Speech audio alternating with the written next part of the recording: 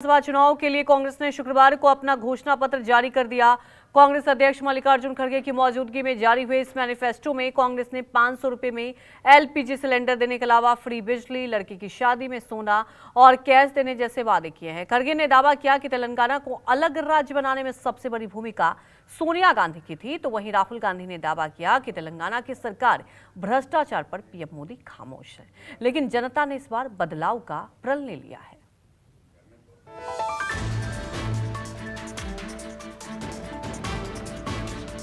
हमारा पहला लक्ष्य है महालक्ष्मी योजना।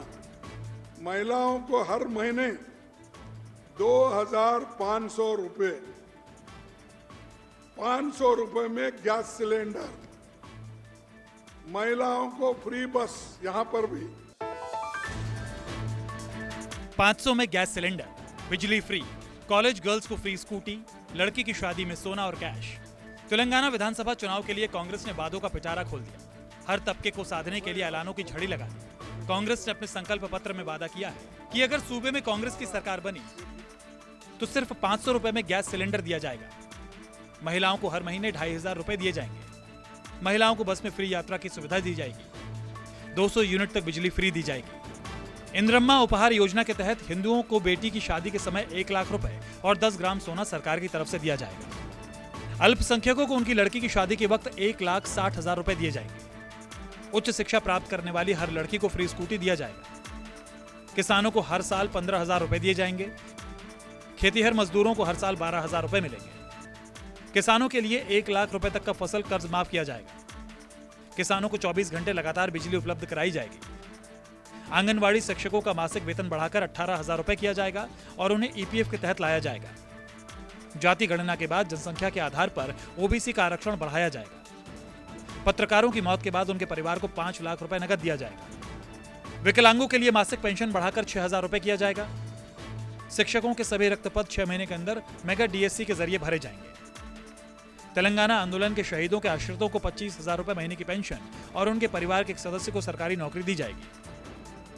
घोषणा पत्र में यह भी दावा किया गया है कि तेलंगाना में कांग्रेस की सरकार बनने के बाद मुख्यमंत्री कैंप ऑफिस में रोज प्रजा दरबार लगाएंगे।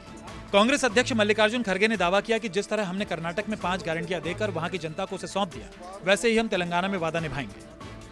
मैनिफेस्टो तो बहुत अच्छा बना और इसको इम्प्लीमेंट करने के लिए हमारे लोग तैयार है। और मैं इतना ही आपसे कहूँगा कि जो वायदे हम किए हैं उसको उस पे कायम रखेंगे और आगे बढ़ेंगे। सबके लिए ये अच्छा होगा। ये अभय हस्तम मैनिफेस्टो, इसको हम हमारा ये गीता समझेंगे, हमारा ये बाइबल समझेंगे, हमारा ये कुरान समझेंगे। हमारा सबके लिए ये है काम करने का। तेलंगाना में वादा निभाने का दावा करने वाले खड़गे ने सूबे की मौजूदा केसीआर सरकार पर भ्रष्टाचार के इल्जाम लगाए, तो साथ ही पीएम मोदी पर केसीआर को बचाने का आरोप भी जड़ दिया। इरिगेशन में जो घोटाला हुआ, कल्लेश्वरम बैरेज में जो घोटाला हुआ, इस घोटाले की वजह से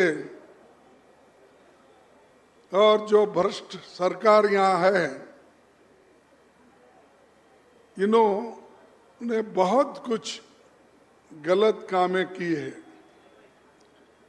और इसको तो पहले तो जोर से मोदी साहब बोलते थे, लेकिन आजकल उनकी आवाज भी केसीआर के खिलाफ कमजोर हो गई है। कितना भी कोशिश मोदी और केसीआर दोनों मिलके करेंगे, फिर भी कांग्रेस जरूर आएगी, क्योंकि जनता खुद यहां के घोटालों को समझे हैं और उनके रिटायरमेंट के दिन भी अब आ गए हैं। तेलंगाना के रण में कांग्रेस की घोषणाओं का प्रण लेकर उतरे मल्लिकार्जुन खड़गे ने पीएम मोदी को 15 लाख रुपए का वादा याद दिलाकर बीजेपी की दुखती रख छू दी, तो साथ ही जनता को भड़काने का इल्जाम भी लगा दिया। हर बात को बोले कि मैं 15 लाख दूंगा, दिए। मैं 2 करोड़ दूंगा, दिए। मैं किसानों की आमदनी डबल करूंगा, दिए।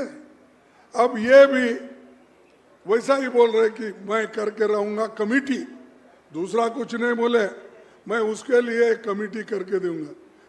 मोदी साहब, रोने से कुछ नहीं होता, करके दिखाओ। तुम्हारे हाथ में हुकूमत है और तुम्हारे हाथ में करने का मेजॉरिटी भी है।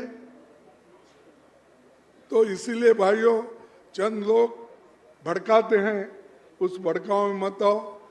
सभी हम मिलके एक होकर तेलंगाना को बढ़ेंगे। खरगे ने हैदराबाद में कांग्रेस का संकल्प पत्र जारी किया।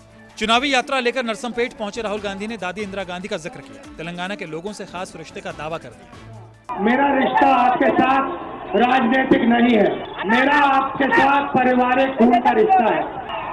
जब इंदिरा गांधी को जरूरत पड़ी तो तेलंगाना की जनता इंदिरा गांधी के साथ खड़ी रही। तो ये रिश्ता पुराना है, इंदिरा जी का, जवाहरलाल नेहरू जी का, राजीव गांधी का, सोनिया गांधी जी का और मेरा। दादी के जिक्र के बाद राहुल गांधी ने मां सोनिया गांधी का जिक्र किया। दावा ये कि सोनिया ने तेलंगाना का संकल्प लिया और राज्य का सपना पूरा कर दिया। जब तेलंगाना बनाने की बात उठी तो सोनिया गांधी जी ने निर्णय ले लिया कि तेलंगाना नया स्टेट बनेगा। बहुत विरोध हुआ, मगर कांग्रेस पार्टी और सोनिया जी ने कहा कि अगर तेलंगाना की जनता चाहती है, तेलंगाना का गरीब चाहता है तो तेलंगाना बनेगा। मगर हमने तेलंगाना एक परिवार के लिए नहीं बनाया था।